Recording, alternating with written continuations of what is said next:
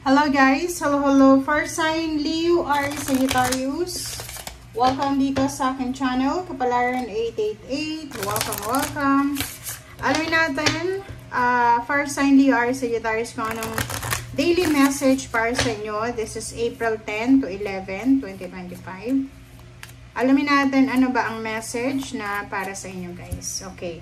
High Priest or Priestess. So this is intuition. This is all about emotion, sensitivity, synchronicities, parang ganon. So, sa araw-araw na buhay natin, first sign, meron tayong mga mensahe na natatanggap from the universe, from our angels, guides. And minsan, nakakatulong yon sa atin. Normally, nakakatulong talaga siya para sa atin sa mga decision making. But, yung iba sa inyo, hindi masyadong nakikita yung mga signs or synchronicities na to kasi busy kayo sa mga bagay na pinagkakabisihan nyo. Okay? So, these 2 days, sinasabi ng barahan na makinig ka sa sinasabi ng iyong intuition, makinig ka sa sinasabi ng iyong instinct. Kasi maraming information, maraming balita, maraming good news, maraming good communication na pwedeng makuha natin dyan. Okay? Okay, first 2 cards natin. First sign, Leo, Aries, Sagittarius. If you're experiencing financial problems or physical health problems, sinasabi ng baraha sa'yo na posibleng ito ay masusolusyonan sa pamamagitan ng trabaho. So, like may mga pinagdadaanan ka ngayon, problema sa pera, may physical health problems. But sinasabi ng baraha na isang trabaho ang posibleng darating sa'yo, na ang trabahong ito ay pwedeng makatulong sa'yo para ma-resolve mo yung mga financial problems or mga physical stresses mo or stressor mo sa buhay. Okay, next card natin, 6 of Swords. Wow! So, dito sinasabi sa'yo, first sign, Leo, Aries, Sagittarius, na may matagal ka ng wini-wish or may matagal ka ng hinihintay.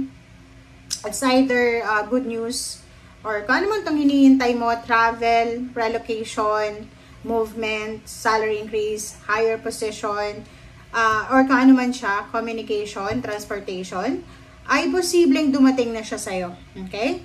So, dito sinasabi ng baraha na posibleng may incoming, upcoming travel, relocation, change of career, change of residence, or kung ano man tong pagbabago, ang posibleng darating sa inyo. Okay?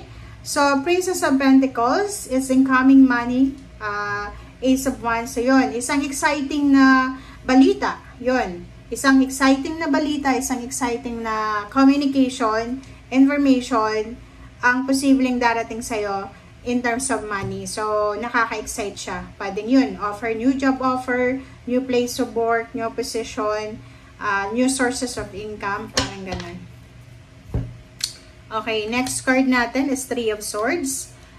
So, doon naman sa mga first sign, Leo, Aries, Sagittarius na meron kayong pinagdadaanan na pain and heartaches, maraming disappointment sa buhay, maraming gulo sa buhay, parang ganon.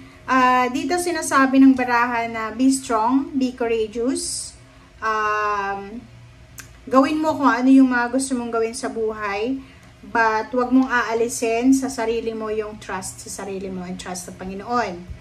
Okay, next card is the Chariot Illuminati, the Tarot Bag. So, this is lump sum of money. Sinasabi ng baraha na sa ngayon, kung may financial problems ka, physical health problems, emotional problems, any types ng problems meron ka, lumaban ka lang. Nandito yung strength, sinasabi sa'yo na laban lang, lumaban ka. Kasi, yung naghihintay sa'yo is malaking halagang pera to. Hindi ko alam kung saan galing to, pwedeng sa lotto or sa winnings, pero lump sum of money siya, nasa tarot bag siya. So, malaking swerte, good luck, good fortune ito na darating sa'yo. So, Princess of Swords, maging aware tayo sa mga balita, komunikasyon, papers, documents na posibleng matatanggap natin.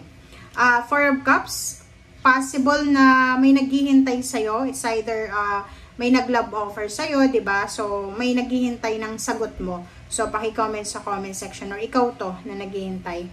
3 of Pentacles, nakikita ko sa'yo dito na isang business collaboration, isang, like for example, may nag-o-offer sa'yo ng business, may nag-o-offer sa'yo ng kasal, or nag-o-offer sa'yo ng attachment or support. And naghihintay siya sa mga information na galing sa'yo or sagot mo. Seven of Swords, sinasabi ng barahan na mag-iingat tayo sa Gemini. Mag-iingat tayo sa mga taong pwede kang lokohin. So, dito sinasabi, if it's a business offer or relationship offer, ingat-ingat tayo kasi pwedeng scam yan or hindi yan totoo. Okay, Death card. And then, Queen of Cups. So, sinasabi ng baraha dito na yung pain and heartaches na pinagdadaanan mo sa ngayon ay posibleng matapos na yan. And papunta ka na doon sa kalmado, secured, stable na emotion. Okay, the World card, karmic completion to. So, nakikita ko sir dito isang, like for example, plano, isang manifestation, ang posibleng mamamanifest talaga. Like, nagmamanifest ka ng asawa, ng ka-business partner, nagmamanifest ka ng kakampi, ng kaibigan, nagmamanifest ka ng kung sino man ito na pwede mong maging allies. And dito sinasabi na parating na, it's a karmic completion, posibleng makatagpo ka ng isang tao na pareho kayong itinadhana talaga na magtagpo. And dito sinasabi ng barahan na may mga dapat matapos sa loob ng pagkatao mo or sa buhay mo, sa paligid mo, na matatapos na siya. Pwedeng ilang beses siyang nahang, ilang beses siyang hindi matuloy-tuloy, but now, andito na. So, King of Cups and Queen of Cups, sinasabi ng baraha sa'yo dito, Fire sign Leo or Sagittarius, na kung nanonood ka sa ngayon, panatilihin mo yung kalma, panatilihin mo yung pagiging mapasensya, kasi yung pasensya mo, yan yung magdadala sa'yo ng, kumbaga, strength, ng success, prosperity, and abundance. Kung makikita mo dito, meron kang the Devil. Etong the Devil na to, ito yung parang sagabal talaga to sa'yo. So, ingatan mo yung temptation na magalit. Like for example, mabilis kang magalit. Temptation sa relationship, sa friends, sa family, sa kung sino man yan na malapit sa'yo. Kasi, yun, kailangan mong mag-ingat sa pakikipag-deal sa mga tao sa paligid mo. Kasi hindi lahat ng tao na naandyan sa paligid mo ay kakampi mo. Hindi lahat ng nakatingin sa'yo ay humahanga sa'yo.